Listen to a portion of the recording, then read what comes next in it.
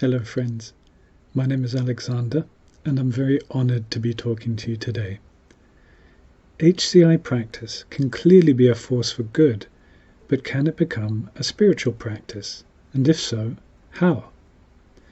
These are questions that are somewhat taboo, that are not really touched on in the HCI literature and do not have a place yet in HCI textbooks.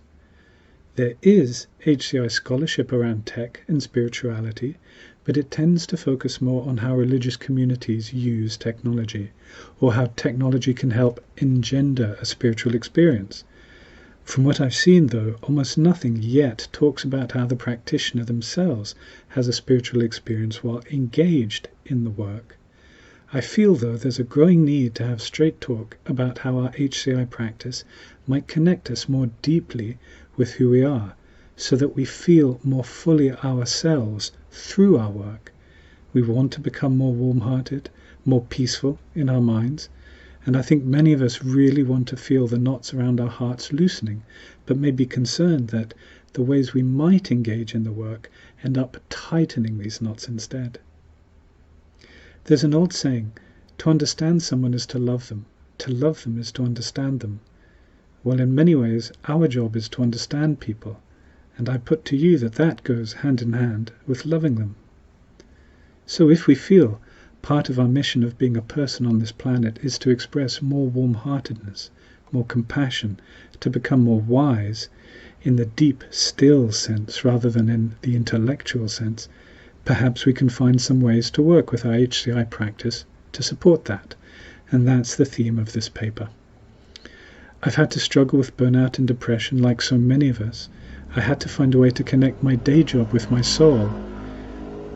From my teens, I've followed a deep interest in Hinduism and have engaged in its meditational practices, and I try to maintain my connection with my teachers and friends in that area.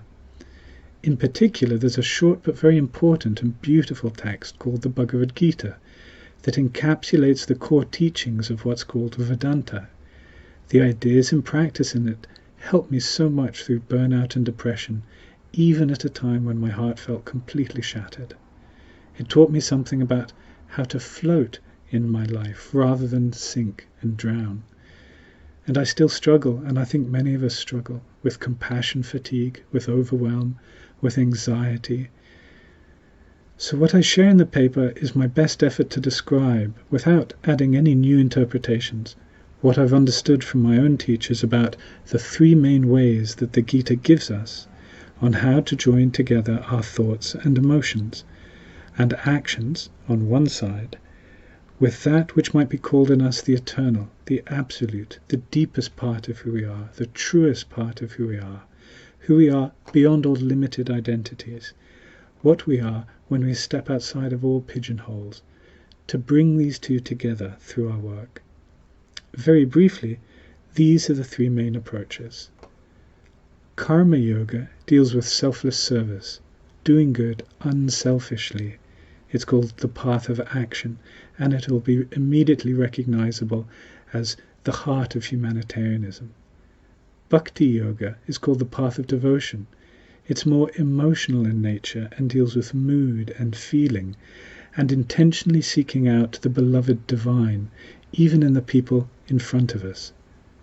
Jnana Yoga is called sometimes the path of knowledge, or the path of inquiry, and it starts when our mind is still, calm and awake, and it helps us understand directly how our own mind colors the world we experience. All of these three are incredibly deep, and again, I'm not a qualified teacher, but just a student sharing something which, from personal experience, I can say, has real utility and real applicability to HCI practice, especially in the difficult moments. Discussing religion and spirituality is complex, and there are many socio-political issues that deserve attention, but this paper focuses entirely on an appreciative, practice-centered view of how HCI practice can connect with the three main yogas in the Bhagavad Gita. Thank you very much. My warmest wishes to you. Bye for now.